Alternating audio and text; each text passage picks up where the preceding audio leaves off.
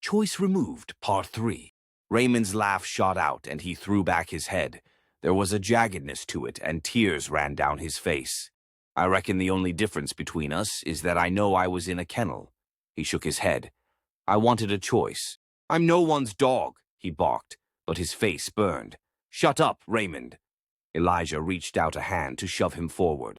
His foot came down on a wet patch of wet moss, and the sheriff fell forward. The gun flew from his grip and clattered against a rock. As he tried to stand, he sucked air back into his lungs. Raymond already stood over him. Elijah's face was mere inches from the brand, which bled and oozed a black liquid. There was an algae-green tint to it. The sheriff's stomach revolted at the rotted grape stench of the man. He closed his mouth, but he could taste the manic sweat and rot. Metal snapped with a sharp crack. Raymond held his hands out as if to seize him by the neck. The ghastly smile was like yellow wooden pegs covered in a sheen of spit. The man's lake-blue eye was filled with lightning that writhed in an emerald sandstorm. Savage desire drove any rationale from his gaze. He clapped his hands together and squeezed, but Raymond's eyes desired something else to strangle. The handcuffs had broken with ease. The strange mark bled, and he closed his eyes. A rapid succession of snaps was like gunfire as his left hand twisted out of shape. Raymond fell to his knees before the sheriff, his hands together in a broken prayer. The corded muscles of his body flexed. "Will I be as Judas?" Raymond prayed, but no merciful God listened. Elijah glanced at him and then went for the pistol. Raymond only sat in his fruitless prayer. The sheriff pointed the gun at him and then lowered it.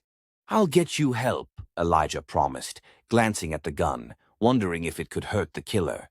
The dim sunlight above was muted by the clouds, but it grew darker as dusk. Like the sun had been covered by sackcloth, the day was like night. An occasional fat drop slapped the leaves above to fall like cool stones. The mark upon Raymond bled freely, and the smell of rotting grapes was a putrid miasma. It dripped over the skin. Elijah listened to him mutter the poem like a prayer of some dark land of Meridian. It was a plea to the only thing that would listen to such as Raymond. What happened that night? Elijah stood over him. Raymond's wide eyes still held the writhing sparks, but they had dimmed. No one listened, Eli. He watched the bones of his left hand set themselves. They popped back together with sickening crunches. No one cares. The entire town had decided that his family was trash, and anything done to trash was their nature to endure. Even Rutger had looked at him like a dog, though one that had been mistreated. "What did they do to you, huh?" His eyes fell to the cross burned into Raymond's skin, and the scars that spread like angel wings across his back. The fine hairs on his body stood. Elijah had asked him what had happened when the marks were still bloody all those years ago. He had gone to other adults, but they told him that the Villalobos family was pure poison, just filth. I prayed. He looked at his hands. I prayed for respite and salvation. Raymond wrapped his arms around his chest. "Rutger, he was going to get you, Ray." He recalled his uncle had gone to find him after he hadn't come to the football game. The former sheriff had gone to check on Raymond a lot over the years. I prayed for vengeance then.